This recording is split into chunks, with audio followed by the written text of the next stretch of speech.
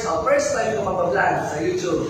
Kasi ako po, siyempre kasama ko ang aking mga estudyante na nasa sa loob ng Kishiso or classroom. Kaya gagawin ko itong vlog na po ng actual po ng Japanese language.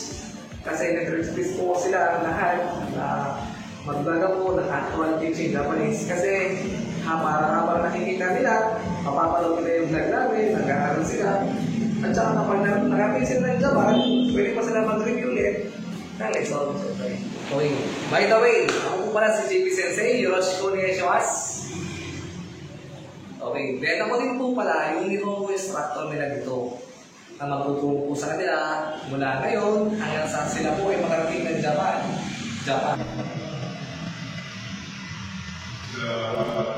Pasabi Japan. And then, bago po lahat, welcome po pala sa aming Nihongo YouTube channel.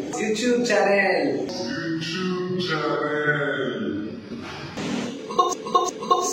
Kapag pala, pasensya na kayo, hindi ko nasabi ito kanina. By the way, ako po pala ay nakapagtulong sa kanila ng 1 week last week. Nagtulong po ko sa kanila ng greetings ng Japanese. Tapos, nagsulatan po sila ng hiragana at katakana. Kaya ngayon, alam ko yung sure ako na alam na nila gagawin nila. Today, ang gagawin ko po ay magtuturo ko ng lesson 1 sentence para hindi ko para buwan ng sentence sa grammar. Kaya, samahan niyo ko. Tara, aral tayo.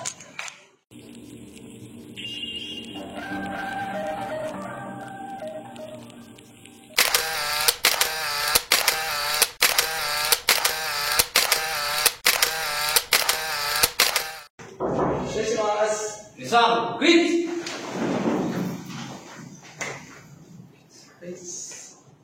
Yosuke, minasan, break!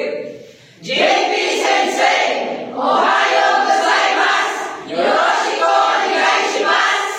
Hi, ohayou gozaimasu. Yoroshiku onegaishimasu. Minasan, kanseki.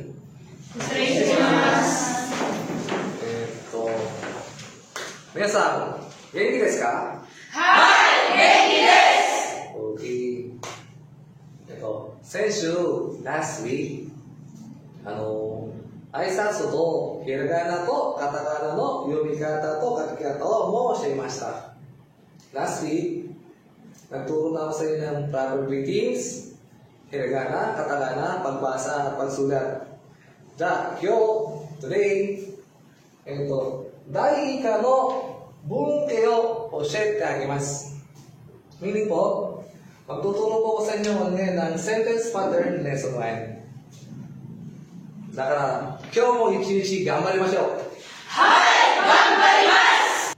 Okay, nga po pala sa makakapanood ng video na ito, paalala ko lang po, lalo na sa inyong mga trainee at saka sa mga trainee na sa Japan na gusto pa rin balikan ng pag-aaral at saka sa mga bago kong mag-apply o gusto mag-aaral ng Japanese language. Ang masasabi ko lang po, advice ko sa inyo, kasi dali din po akong trainee na nagpunta ng Japan, ngayon tuturo na. Ang advice ko sa inyo, dati rin kasi ang tanong ko sa sensei ko sa akin dati, paano ba matuto na mabilis mag-aral? Ang sagot ng dating teacher ko, focus. Focus ka sa nagtuturo sa'yo. Siyempre, dapat makinig ka talaga. Huwag kang nilihis ng ibang way para matuto ka. Focus ka lang. Pangalawa, dapat gusto mo yung ginagawa mo. Kasi pag hindi mo gusto yung ginagawa mo, hindi ka matututo. Ang pangatlo is yung distraction. Kung bata, distraction sa'yo na makakasira sa pag-aaral mo, hindi ka makaka-focus. Pang-apat, ito yung pinaka-natandaan ko sa kanila, sa dalawang teacher ko, na huwag kang matakot magkamali kasi no one is perfect. Wakarimasu ka? Hai, wakarimashita! And then, sa pag-aaral po ng Japanese language, step by step tayo mag-aaral. Huwag talon ng talon. Pag hindi mo pa alam yung isa, huwag mo munang pasukin yung isa. Wakarimasu ka? Hai, wakarimashita! Sa mga viewers po, at sa aking mga dating teacher, si Elizabeth Sensei, si Ari Sensei, maraming salamat po sa natutunan ko sa inyo. Saludo po ko sa inyo. Okay, para po sa mga nanonood, step by step po ang pag-aaral. Unang-unang inaaral po sa Japanese style ay ang hiragana po at ang katakana.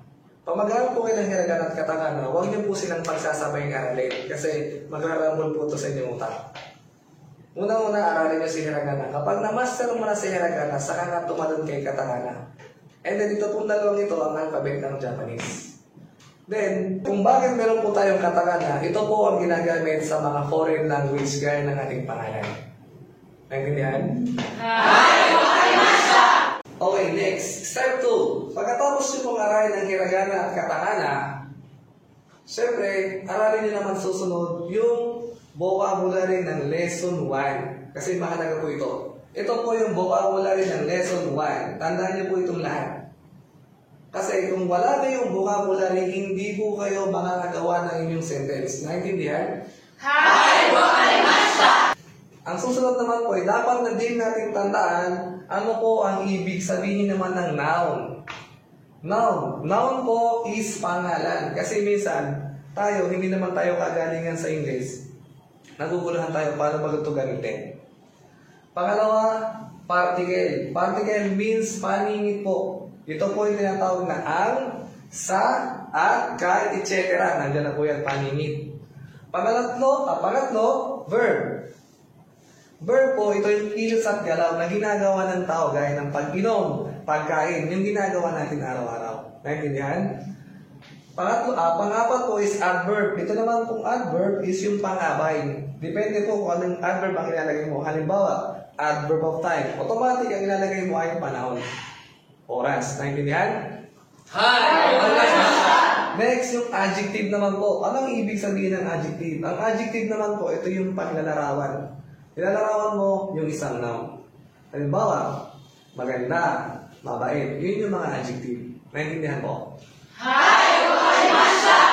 Okay. Next, kapag kabisado nito, ngayon, pasok na tayo sa lesson 1, sentence pattern. Okay, minasang, lesson 1 po, sentence pattern. Okay, pag gagawa tayo ng sentence gamit ang Japanese language, meron tinatawag na particle.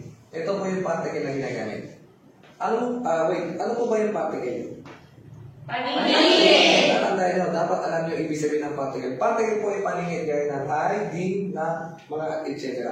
Ito po yung ginagamit na particle sa lesson 1. Una, particle 1. Then, particle mo. Particle mo, at yung kapo, na nilalagay sa huli ng sentence kapag tayo magtatanong. Naintindihan? Okay. Siwa po sa Tagalog ay I. Simo ay D. Sino ay na. Ang paliwanag po ito. Siwa po is a topic matter. Nilalagay po ang sa sentence para malaman natin kung ano yung topic na pinag-uusapan or subject na pinag-uusapan.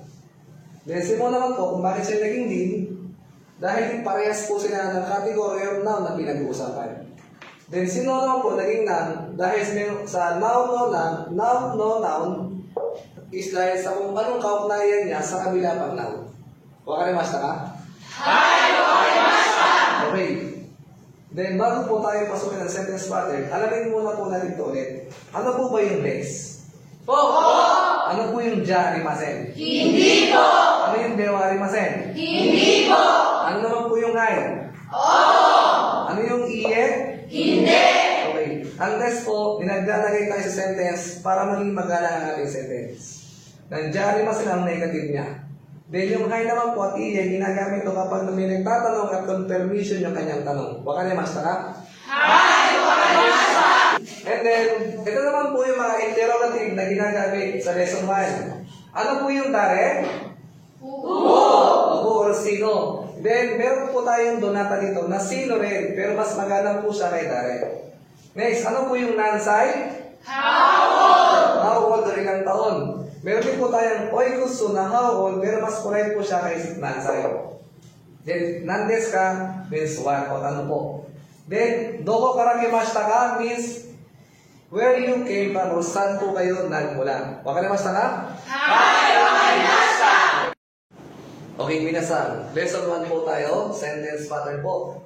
Okay, number 1, sentence pattern. Ang gagamitin po nating particle ay particle 1, topic marker. Sa Tagalog po ito ay I. Then, ang pattern po ay noun, particle 1, then noun, des, o jaarimasen. Des po para maging magalang ang ating sentence. At ang negative po ng des ay jaarimasen or Dewa-arimasen. sabi nga po niya, topic marker, automatic may subject or meron tayong pag-uusapan. Halimbawa, ako po yung pag-uusapan. At sasabihin ko po, ako po ay Pilipino. Kung ano po yung gusto kong sabihin sa pinag-uusapan. Ano yung ako? Watashi. Okay, watashi. Then, particle wa, watashi wa, ano yung Pilipino? Philippine. Philippine. Philippine. Then, Des. Des. para maging magalang. Almost magalang. Watashi wa Philippine desu. Ang ibig kong sabihin ay ako po ay Pilipino. Pilipino. O dahil ako yung topic o subject, Pilipino po. Ako. Kasi ako yung pinag-uusapan. Naintindihan? Hoy! Okay. Pag naman po, hindi ako Pilipino, tine-negative ko, ito po kilalagay ko. Halimbawa, watashi wa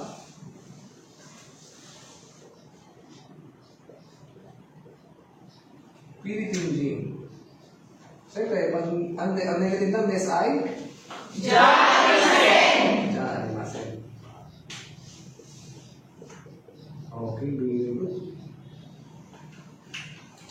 Watashi wa Philippine Jin jaarimasen. Ako po ay hindi Pilipino. Kanina ako yung Pilipino, des ang ginamit ko. Then pag negative, jaarimasen. Ja, mo isu no onegaishimasu. Yo, di kudasai. Watashi wa Philippine Jin desu. Watashi wa Philippine Jin jaarimasen. Okay. Okay, minsan, kayo, bigay kayo ng sample gamit ang noun wa, noun des. Okay, try natin subukan si Rosensa. Hi, Sensei. Yoroshiku onegaishimasu. Rosh, onegaishimasu. Bigay po tayo ng sample. Noun 1 wa, then noun 2, then des or jaarimasen. Go. Watashi wa isha desu. Okay, anong ibig sabihin po ng watashi wa isha des? Ako po ay doktor. Okay, pakisulat po. Para makita natin kung marunong kayong magsulat. Go.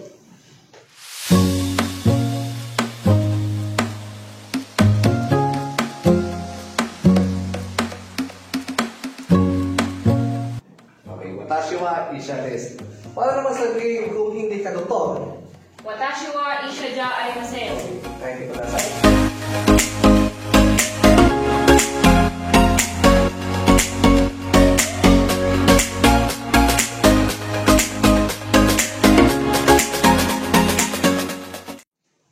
Okay. Arigatou gozaimasu. ありがとうございました。はい、座ってください。失礼します。 Okay, 皆さん読んでください。 Watashi は医者です。はい。私は医者じゃありません。 Okay, yung simpleng lang po ang pagawa. Noun wa, noun des. Sunod lang kayo sa linya o sa pattern natin ginagawa. Hindi kayo maliligaw. Pag sabing noun wa, noun lang nilalagay nyo. Huwag kayong papasok sa iba o tatanong, baka ilagay nyo adjective. Para sa lesson 1 sentence pa rin, hindi kayo mawawala. Wakarimashita ka? はい、わかりました。 Okay, この文型がわかりましたか？はい、わかりました。質問がありますか？いいえ、ありません。 Okay, kung wala po kayong tanong, proceed naman po tayo sa particle mo. Ides ka?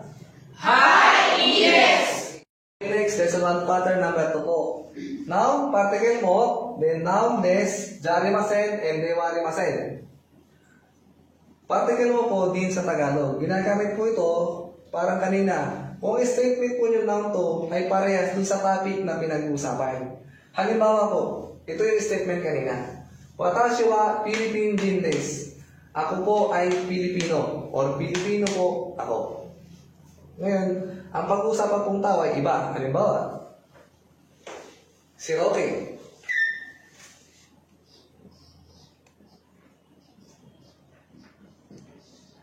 Roque-san mo, kayo nasabi may Pilipino ko. Si Roque ay Pilipino din. Roque-san mo, Philippine din. Philippine din. Yes. Pilipino din po si Mr. Roque. Wakarimasu ka? Hai, wakarimashita. Pag parehas po kami ng statement, mo po ang ating ilalagay na particle. Tandaan niyo po yan. Huwag po kayong mawawala sa linya. Ang pinakamahalaga, pagsunod sa pattern. Naintindihan? Hai, wakarimashita. Okay, halimbawa, watashi wa Philippine Jin Jarimasen. Ang meaning, ako po ay hindi Pilipino. Then, si Roque po ay hindi din Pilipino.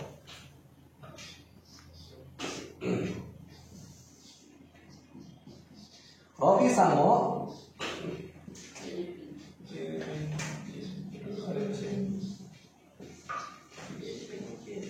Philippine Jin Jarimasen. Jarimasen. Very good.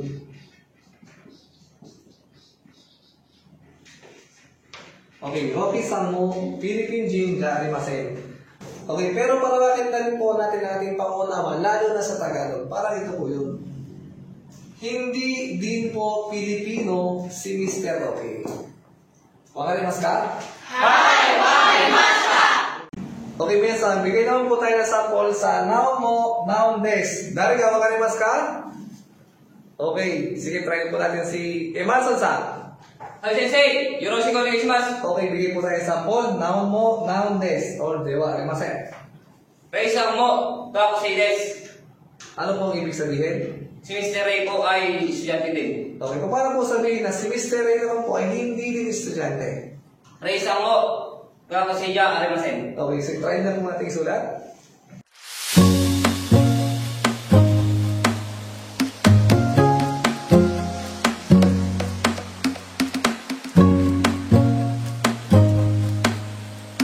皆さん、読んでください。Rei-san mo, gakusei desu. Okay, paano ang negative ng gakusei desu? Rei-san mo, gakusei ja arimasen. Okay, kahit ku dasai.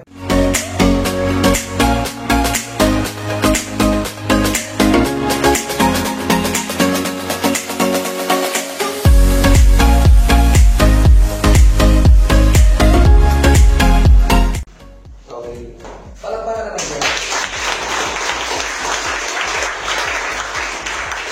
Dahil na hindi medyo maganda yung sulat niya sa whiteboard, nagawa naman tama niya ang paggawa ng sentence. Okay, minasan, yun, hindi ko nasay. Rei-san mo, gakusei ja arimasen. Okay, anong ibig sabihin? Si Mr. Ray din po ay hindi. Estudyante.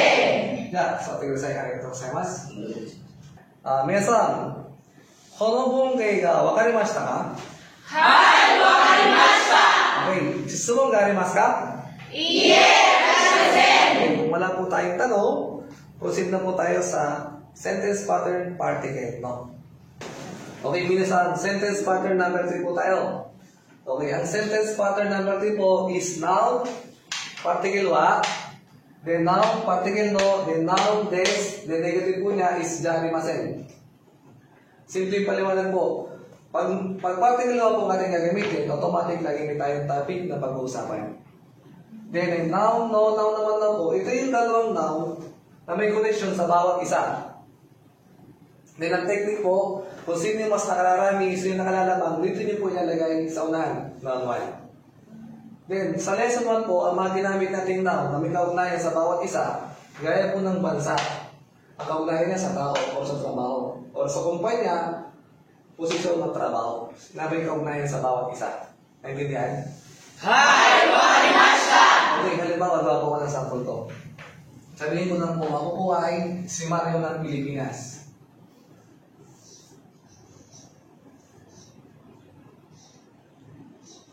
Watashi wa, ako po yung pag-uusapan na may topic. Watashi wa, bansa.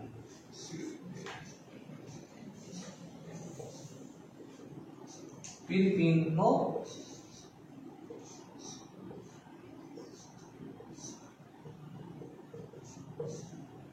Mario des.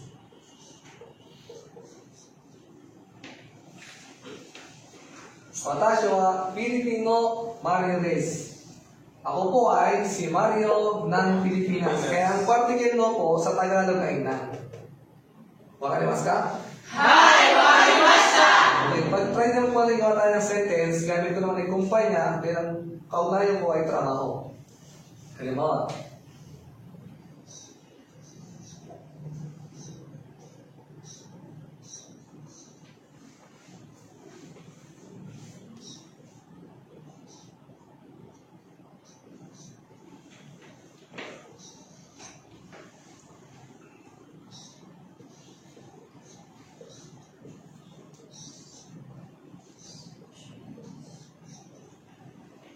Okay. Watashi wa Toyota no shain desu. Ako po ay empleyado ng Toyota. Maintindihan? Hai, wakarimashita! Ang technique po, watashi wa, automatic start ako dito kasi ikaw lang po yung pag-uusapan. Then pag ito na yung sentence, dito yung unawain ng pangunawa. Pabalik. Pero ganito yung pattern, huwag yung kalimutan, noun, noun, noun.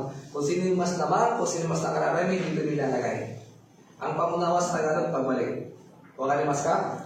Hai, wakarimashita! Okay. Okay, taas mo kamay kung sino gusto magbigay ng sample sa pattern na ito. Kung naintindihan? Okay, lahat nakakaintindi na. Okay, try po natin si Lindsay Sam. Hi, Sensei. Yoroshiku onegaishimasu. Hi, Roshko. Okay, bigay po tayo ng sample. Duterte-san wa Philippine no daitorio desu. Duterte-san wa Pilipino daitorio desu. Ano po ang ibig sabihin nito? Si Mr. Duterte po ay presidente ng Pilipinas. Okay, try nyo nga po isulat kung talaga ang makakasulat na kayo ng hiragana. Gagaling na. Basta sumusunod kayo sa linya o pattern, hindi kayo maliligaw para makagawain ng sentence.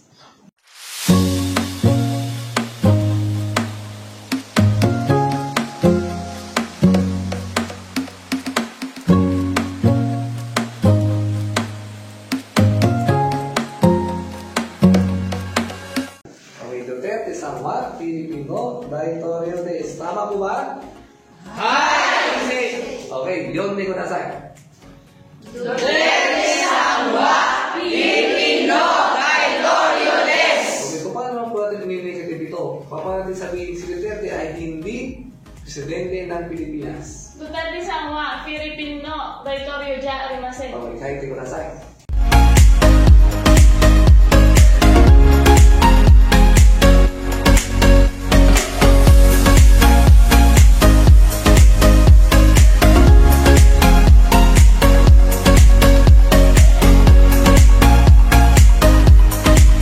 Okay.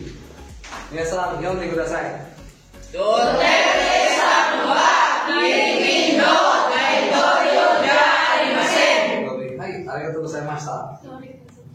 Okay, sino po bang gusto mag-trial? Gumawa ng sample. Wow. Okay, try naman yun si Toneto-san. はい、先生、よろしくお願いします。 Ano po yung sample na ibibigay natin? 私はビデオの技工員です。 Ano pong ibig sabihin nito? Ako po ay bank employee ng BDO. Okay, sige. Try nga po natin isulat kung kaya natin magsulat.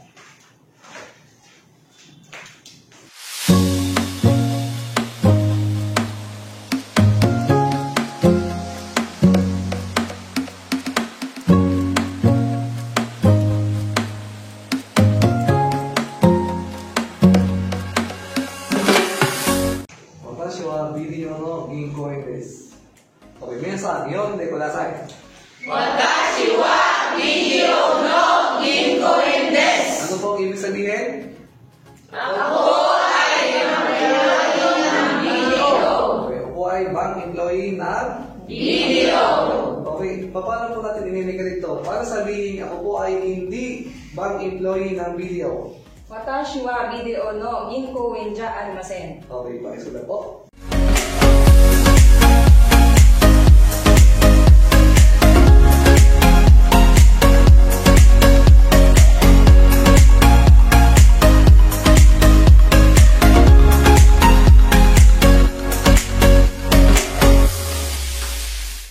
Minasan, yun, di ba say? Watashi wa video no ginko ja arimasen! Ano pong ibig sabihin? Ako ay hindi employee ng video! Ay, arigatou gozaimashita. どういたしまして。 Okay, so kudasai. Okay, 皆さん、この文型がよくわかりましたか？ Hai, wakarimashita! Okay.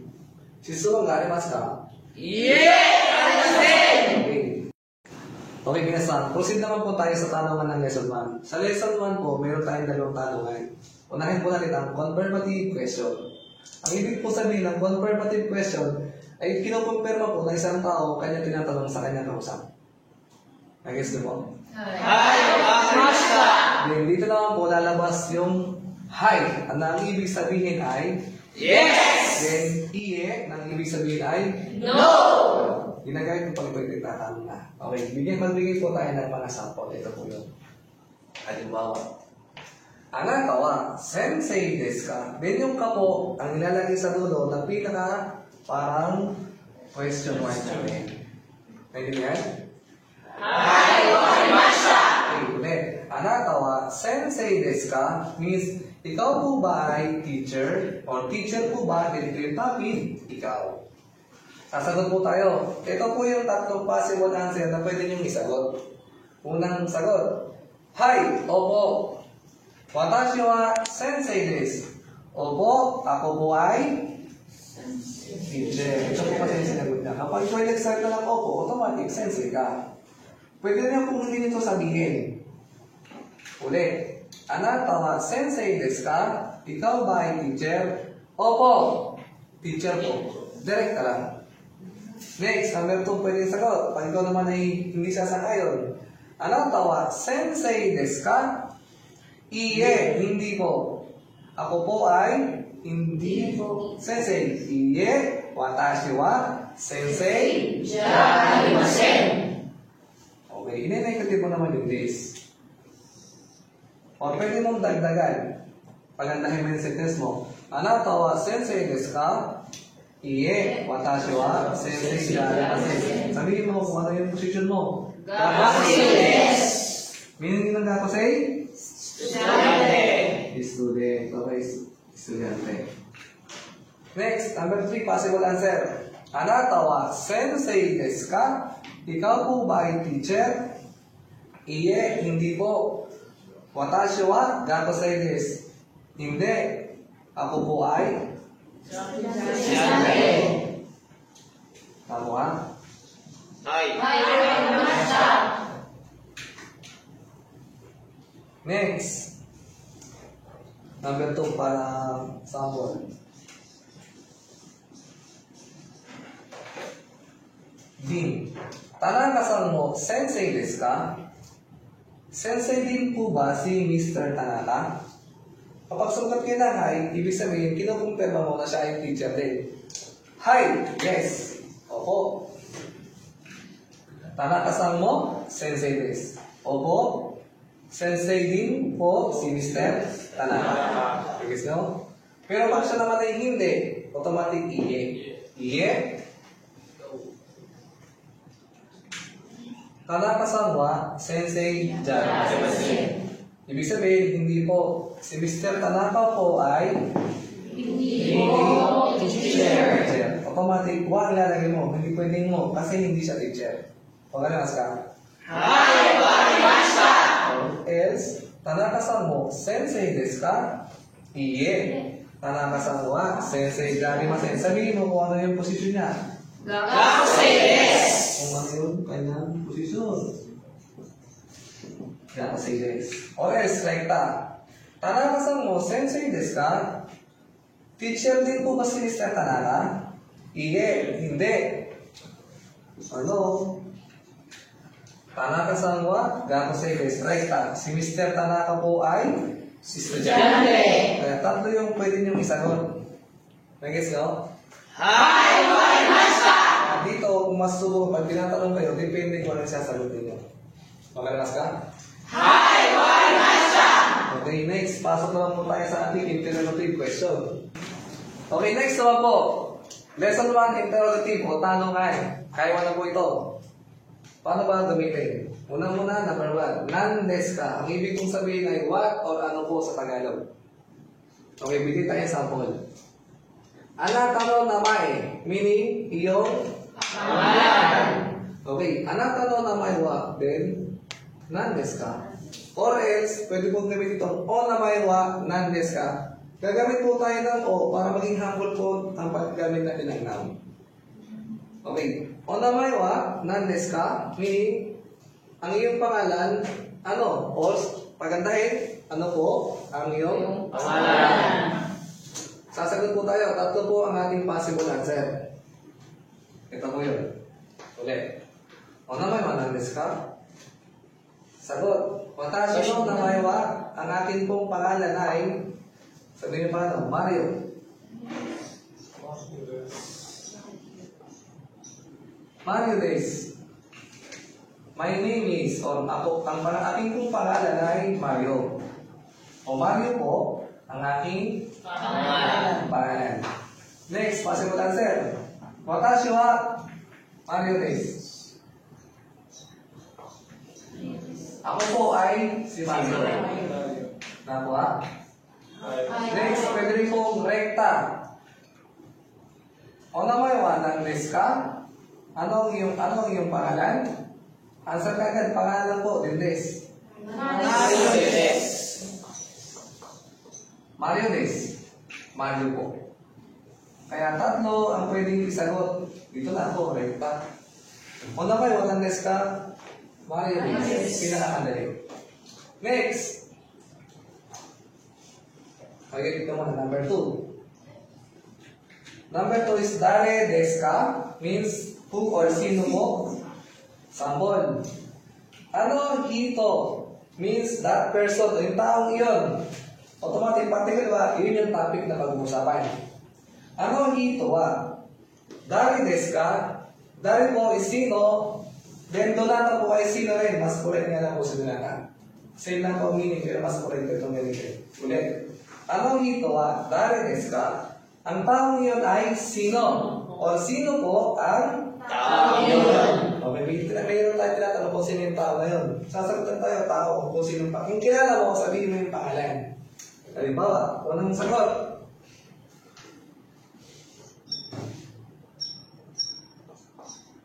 Mario San. Kung nalagay ng San, si Mr. Mario.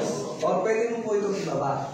Ano ito Mario Sandes. Ang taong iyon po ay si Mr. Mario. Pwede po itong ibaba. Pwede hindi na rin. Pwede wala. Pwede ito lang po. Next, possible answer. Ano ito Dare desu ka?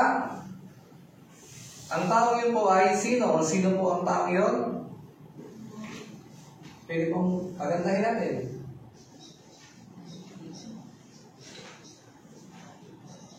Mario Sandes. Si Mr. Mario po, magdagdag pa po tayo ng isang noun. Kung kilala mo siya talaga. Sensei des. Ano ito Dare desu ka? Sino po ang taong iyon? Mario Sandes, Sensei des. Si Mr. Mario po, teacher po. Nag-gets ka? Pwede mo rin po itong ibaba. Ano ito Dare desu ka? Ano ito Mario Sandes, Sensei des. Next, possible answer po, number 3. Ulit. Ano ito Dare desu ka? Sino po ang taong yun? Kung gusto nyo pagandahin pa, ang inyong sagot. Mario Sandes, si Mr. Mario po.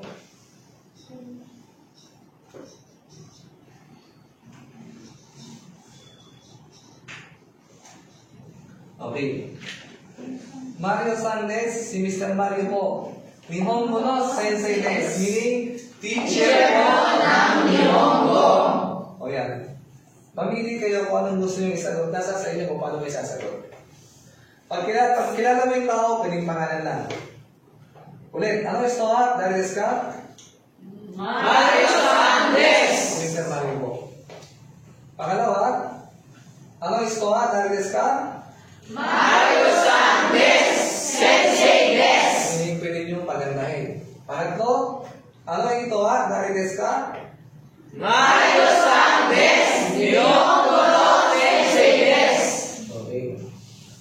Okay, number 3 naman pong tanong. Nansai desu ka? Or oikutsu desu ka? Means how old or ilang taon na po? Pares lang po sila ng tanong, pero mas correct po itong gamitin. Dahil sa o, para maging humble ang pag-gamit ng noun. Makalimas ka? Example po. Question. Anata wa, ikaw ay, nansai desu ka? O ilang taon na po? David, ikaw na. Anata wa, nansai desu ka? Sabihin mo yung edad mo. O pwede ka maglagay ng watashi wa. Ako po ay, watashi wa, then sabihin niyo po yung edad ko. Then yung sa'yo po, ginagamit sa counter subject ng edad. Halimbawa, 25 years old. 25歳ですね。あなたは何歳ですか？私は25歳です。 Ibig sabihin, ako po ay 25 years old. O, gamitin naman po natin ito. Rekta lang. Oikutsu desu ka? How old are you? Parang ikaw na po yung tinatanong. Ganun din po. 25 歳です。おいくつですか？ 25歳です。 Tinatanong ay? Ilan? Waka na mas ka? はい、わかりました。 Next, number 4 na po. Para mabuo ang tanungan sa lesson 1. Number 4 is Doko kara kimashita ka? Doko kara kimashita ka? Means, where you came from or saan ka po Okay, ikaw ulit yung topic. Anata wa doko kara kimashita ka? Anata wa doko kara kimashita ka? Saan ka po nagmula? Ikaw yung tinatanong. Sasagot ka po, watashi wa, ako po ay nagmula sa lugar na to. Okay, halimbawa, nagmula kayo sa Bulacan. Anata wa doko kara kimashita ka? 私はブラカンから来ました。 Bulacan kara kimashita.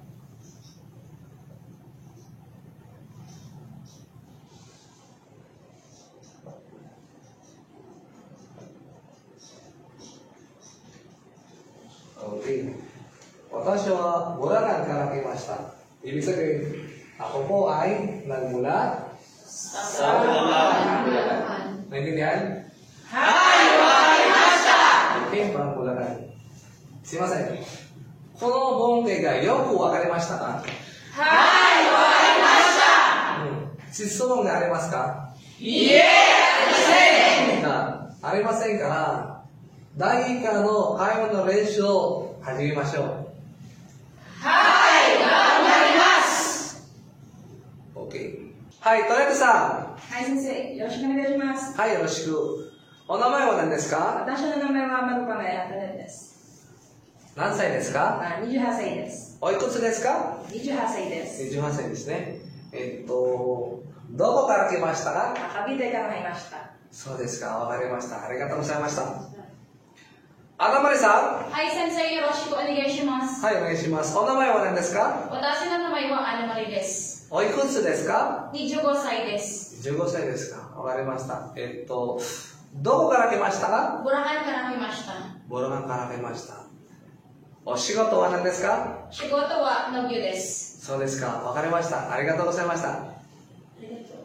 失礼します。吉田さん。はい、先生。よろしくお願いします。はい、お願いします。お名前は何ですか？私の名前はラザルト・リシャルで何歳ですか？す。34歳です。おいくつですか？ 34歳です。そうですか。わかりました。どこから来ましたか？ブラハンから来ました。そうですか。そうですね。はい。ありがとうございました。どうもありがとうございました。失礼します。はい。エマソンさん。はい、先生。よろしくお願いします。お願いします。アナリストは誰ですか？あの人はロイさんです。ロビさんですか？はい。ロビさんはアメリカ人ですか？いえ、アメリカ人じゃありません。フィリピン人です。あ、フィリピン人ですか？あなたもフィリピン人ですか？はい、フィリピン人です。はい、ありがとうございました。座ってください。ありがとうございました。レイさあ、先生、よろしくお願いします。ん、お名前は何ですか？私の名前はレイです。仕事は何ですか？建設です。そうですか。ありがとうございました。失礼します。ロビさん。はい、先生。よろしくお願いします。はい、お願いします。ロビさん、カルミリータさんは日本人ですか？いえ、日本人じゃありません。フィリピン人です。そうですか。カルミリータさんは先生ですか？いえ、先生じゃありません。自主生です。実生ですか？はい、先生。あなたも実生ですか？私も自主生です。はい、私も実生です。あなたも実生ですか？はい、私も自主生です。はい。座ってください。ありがとうございました。カルミリータさはい、先生、よろしくお願いします。ん。はい、お願いします。お名前は何ですか？私はカーメンです。Carmen desu ka? はい。Carmen さん、何歳ですか30歳です。 ?30 歳ですか仕事は何ですか仕事は農業です。そうですよね。どこから来ましたかバタンガスから来ました。バタンガスから来ました。わかりました。ありがとうございました。どうもありがとうございます。ロンリーさんはい、先生。よろしくお願いします。はい、お願いします。お名前は何ですか私の名前はロドリです。何歳ですか31歳です。おいくつですか31歳です。あ、そうですか。どこから来ましたかサンバーレスから来ました。サンバーレスから来ました。サンバーレスから来ました。Okay, yung lang natin yung hassle lang natin. Sambalesから来ました。サンバーレスから来ました。Okay. 仕事は何ですか仕事は建設です。そうですか。ありがとうございました。座ってください。Okay, yun lang. Minasan, natutuwa ako sa inyo na simpleng tanong na sasagot ninyo. Ibig sabihin, natuto kayo sa aking tinuro. Natuto kayo kung paano gumamit ng particle, tamang sentence pattern, at tayo siyempre yung kaiwa. Kaya, omerito gozaimasu.